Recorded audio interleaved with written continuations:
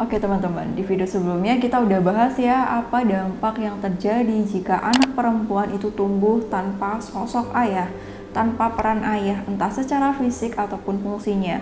Ayah ada tapi fungsinya tidak berperan secara maksimal, tidak pernah memberikan kasih sayang cukup kepada anak perempuannya nggak pernah diajak ngobrol atau diajak interaksi dengan baik, sehingga anak ini kebutuhannya tidak tercukupi, jadi kosong, seperti itu. Nah, di video kali ini kita akan membahas dari sisi anak laki-laki. Apa yang terjadi jika anak laki-laki ini tumbuh tanpa sosok ayah? Tidak hadiran peran ayah ini itu sebabnya macam-macam ya teman-teman. Entah karena perceraian orang tua, kemudian faktor yang kedua adalah ayah ada tapi ayah tidak pernah berinteraksi sama aku, ayah nggak pernah main sama aku karena ayah itu fokus sekali dengan pekerjaannya. Kita masih kental sekali dengan pola pikir seperti ini, di mana ibu itu fokus merawat anak di rumah, ayah fokus mencari nafkah dan tidak berperan aktif dalam pola pengasuhan. Padahal yang namanya mengasuh itu orang tua berarti bukan cuma satu, ibu aja, tapi ayah juga harus aktif di sana. Entah terhadap anak laki-laki ataupun anak perempuan itu juga butuh teman-teman. Kemudian faktor lain adalah ayah ada, tapi ketika ayah ada di rumah itu bikin suasana nggak nyaman. Ayah selalu marah-marahin ibu, ayah kalau marah itu suka banting-banting barang atau aku pernah dipukul. Ayah kalau marah-marah itu suka mukulin ibu. Ayah ada di rumah tapi ayah selingkuh. Ayah seringkali membuat aku kecewa, membuat ibu kecewa. Ayah itu tidak pernah menafkahi keluarga tapi isinya cuma marah-marah aja. Dan itu adalah beberapa sebabnya, dan mungkin masih banyak cerita-cerita lain dari sudut pandang yang berbeda. Jadi silakan teman-teman kalau mau cerita ya. Jadi berikut adalah 5 dampak yang ditimbulkan jika anak laki-laki tumbuh tanpa peran ayah. Dampak yang pertama, citra diri yang buruk dan memandang diri negatif. Bagaimana kita melihat diri, bagaimana kita menilai diri kita itu penting sekali teman-teman. Ketika kita mencintai diri kita nyaman dengan diri kita akan memberikan yang terbaik buat diri kita juga. Tapi sebaliknya, kalau apa yang kita lihat dalam diri kita itu penuh dengan kebencian, kita nggak suka sama diri kita, entah karena kita merasa diri kita nggak berharga dan lain sebagainya. Ayah aku aja ninggalin aku, ayah aja nggak sayang sama aku, gimana aku mau sayang sama diri sendiri? Ayah aku aja nggak sayang sama aku, gimana orang lain mau mencintai aku? Aku nggak pantas deh kayaknya, aku nggak berharga deh. Ya udah deh, gini-gini aja nggak apa-apa. Akhirnya apa? Ketika seseorang merasa dirinya nggak pantas, dia bisa memilih sesuatu yang buruk juga, karena bagaimana keputusan yang kita ambil, kemudian bagaimana perilaku kita, motivasi hidup kita itu juga berawal dari bagaimana kita melihat diri kita, bagaimana kita merasakan tentang diri kita. Kalau seseorang merasa dirinya nggak pantas, seseorang merasa minder, yang terjadi memilih teman yang buruk karena dia merasa pantasnya itu bersama dengan lingkungan yang buruk. Dan bukan hanya itu, ini juga berpengaruh terhadap bagaimana dia memilih pasangan, karena diri merasa nggak pantas, karena diri ngerasa nggak berharga. Akhirnya ya udah deh, siapa yang mau sama aku aja terserah. Lagi pula mana ada sih orang yang mau sama orang yang seperti aku.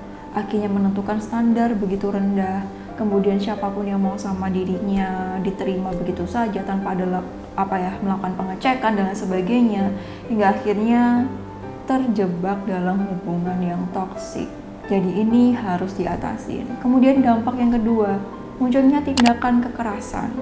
Ini berawal dari perasaan merasa marah dalam hati yang terpendam, merasa dendam, merasa kecewa, merasa dunia ini tidak adil. Kenapa harus keluarga aku yang mengalami ini? Kenapa ayah tidak hadir? Kenapa ayah tidak ada untuk aku? Kenapa aku tidak bisa punya keluarga yang seharmonis seperti mereka? Jadi perasaan yang muncul dalam diri itu merasa tidak adil, yang menimbulkan rasa marah, kemudian menimbulkan rasa benci, akhirnya dendam dengan sosok ayah itu sendiri yang tidak teratasi, hingga kemudian munculnya tindakan-tindakan yang tidak baik.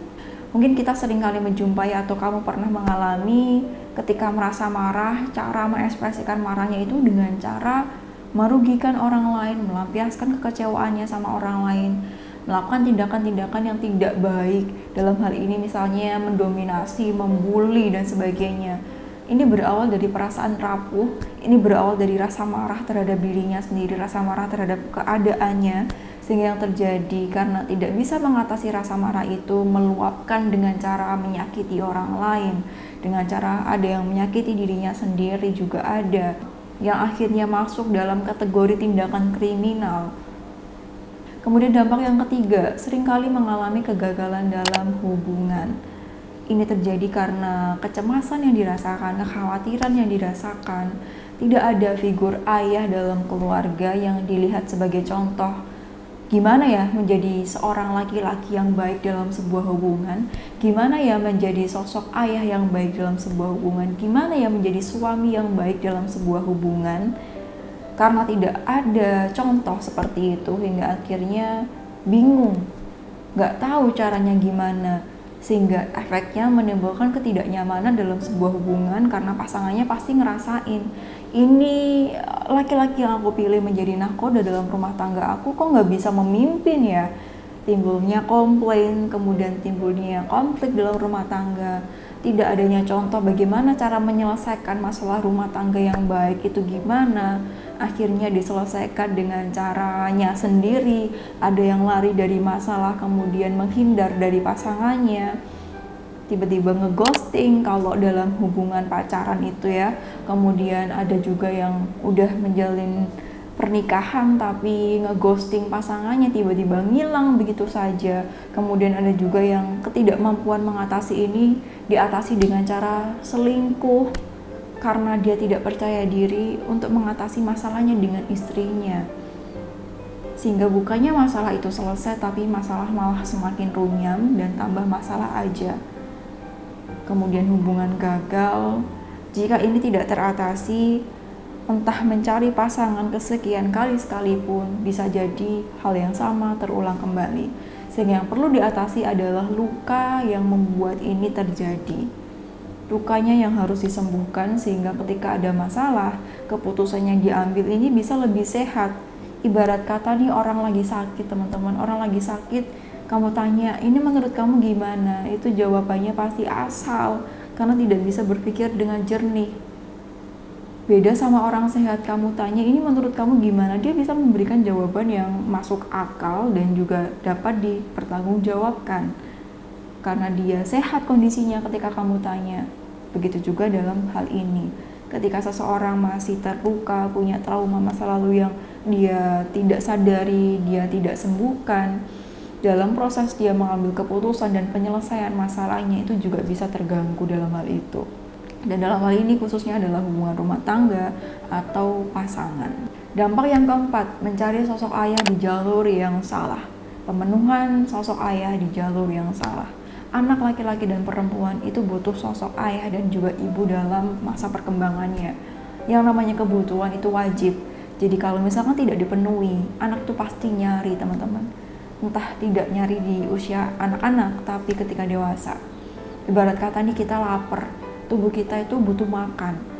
Kalau misalkan kita tidak makan, kita akan merasa tersiksa. Jadi apa yang kita lakukan biar merasa tidak tersiksa?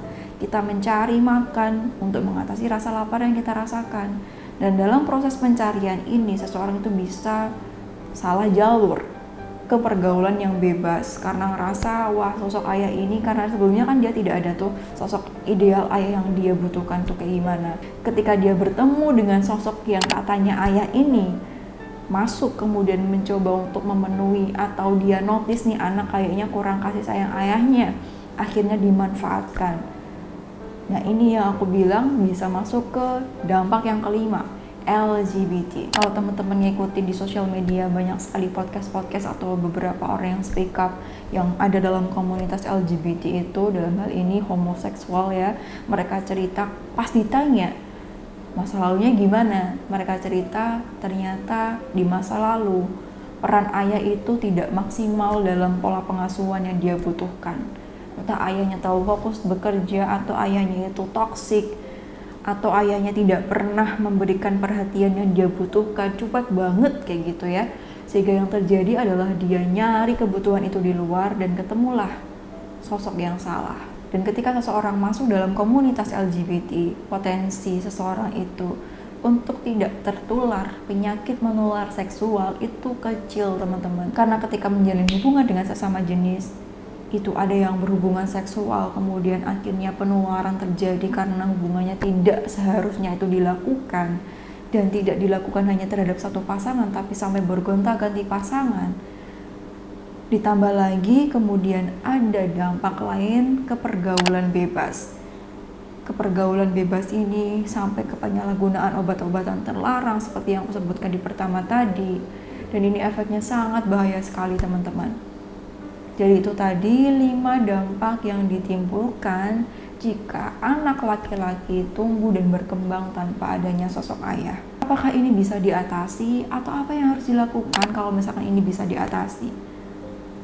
Segala masalah pasti ada solusinya, semuanya pasti ada jalan keluarnya. Yang pertama, kita terima takdir kita dulu. Takdir apa? Bahwasanya orang tua kita, orang tua yang mengasuh kita itu kita tidak bisa memilih teman-teman. Orang tua kita itu adalah takdir buat kita. Mana ada sih anak yang bisa request, ya Allah aku pengen lahir dari orang tua yang baik, kalau bisa sih seperti itu, tapi ini nggak bisa. Jadi ketika kita terlahir dari orang tua atau diasuh oleh orang tua yang toksik, ini adalah ujian yang harus kita hadapi. Dan ujian ini ketika kamu berhasil lulus, kamu pasti naik ke level selanjutnya. Bagaimana cara menghadapinya? Cara menghadapinya, hadapilah berada di jalan yang lurus yang Allah ridhoi.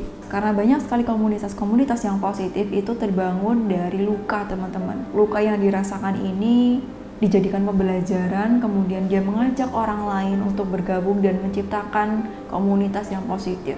Itu banyak banget seperti itu. Kemudian cara yang kedua adalah setelah kamu menerima itu, yang kedua adalah bersamakan diri kamu bersama dengan orang-orang yang positif, di lingkungan yang positif. Fokuskan atau sibukkan diri kamu dengan kegiatan-kegiatan yang positif. Karena apa? Karena lingkungan itu sangat mempengaruhi bagaimana perjalanan hidup kamu dan keputusan yang kamu ambil. Ketika seseorang berada di circle yang positif, ketika dia mau berubah itu akan lebih mudah. Tapi ketika orang itu berada di lingkungan yang negatif, yang awalnya dia baik-baik aja dan lurus-lurus aja, dia bisa ketularan ke sana teman-teman. Karena kita tidak tahu kekuatan diri kita tuh sebatas apa. Jadi karena kita nggak tahu itu, jangan kasih PR ke diri kamu. Jadi bersamakan dengan lingkungan yang positif. Kemudian selanjutnya, ini penting banget dan wajib kamu lakukan, berdoa. Berdoa, minta perlindungan, ya Allah lindungilah saya dari tindakan yang buruk, lindungilah saya dari keputusan-keputusan yang buruk, bersamakan saya dengan lingkungan yang positif, bantulah saya untuk menyembuhkan luka yang saya rasakan, ya Allah ini sakit, tapi saya tahu Engkaulah yang menyembuhkan segala macam luka dan Engkaulah yang memberikan obat penawarnya. Berdoa sama Allah, minta perlindungan sama Allah, Allah yang menggerakkan hati kita, Allah yang bantu hati kita untuk berjalan ke arah mana, Allah yang melindungi kita dalam kondisi apapun itu, sehingga minta bantuan sama Allah. Allah pasti bantu. Dan berikan diri kamu asupan-asupan yang positif, seperti halnya seringkali nonton kajian buat yang muslim, atau apapun itu yang berbau positif dan bisa improve diri kamu untuk jadi pribadi yang lebih baik lagi sembari menyembuhkan luka yang kamu rasakan. Karena perjalanan hidup ini adalah tentang pembelajaran. Segala hal yang menyakitkan di masa lalu tidak untuk menghukum kita, tapi ini kita jadikan sebagai tenaga bahwa kita harus lebih baik daripada sebelumnya sembari menyembuhkan luka yang kita rasakan. Jadi seperti itu teman-teman, semoga video ini bermanfaat, semoga video ini membantu. Cerita hidup kita sama cerita hidup orang tua kita itu beda. Buku kehidupan kita sama buku kehidupan orang tua kita itu berbeda juga. Kita berhak untuk menulis cerita baru dengan melakukan perbaikan-perbaikan dan belajar dari rumah tangga orang tua kita. Hidup kita akan lebih baik. Oke teman-teman, sampai jumpa di video selanjutnya bersama aku Devi Puspita. Semoga Allah selalu melindungi kita dalam kondisi apapun. Bersamakan diri kamu dengan orang-orang baik, karena kamu baik, kamu berharga, dan kamu berhak untuk bahagia. Sampai jumpa di video selanjutnya. Wassalamualaikum warahmatullahi wabarakatuh.